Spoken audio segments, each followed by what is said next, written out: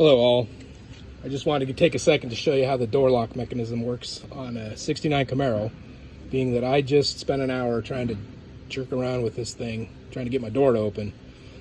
So maybe this video will help you, maybe it won't, but this is the operational procedure of how it should work. Anyways, let me know. So your lock goes like that and locks on, and then that would be the lock position where nothing would open. Mine was stuck kind of right there for some reason. I'm not sure why, but once I got it apart, I was able to get it undone.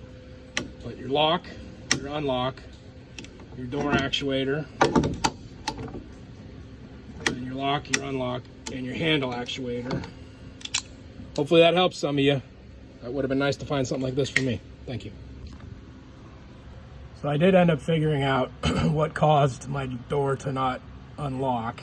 And basically, I have aftermarket reproduction door handles from the outside, and the striker bar was actually resting on this plate about a 1/4 inch too long, and it was holding the plate that much forward, which was causing it so the door lock would not actuate.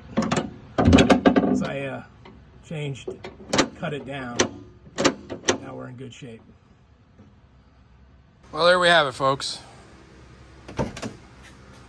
Opens nice, closes, stays closed, opens, locks, unlocks. That's what we like to see.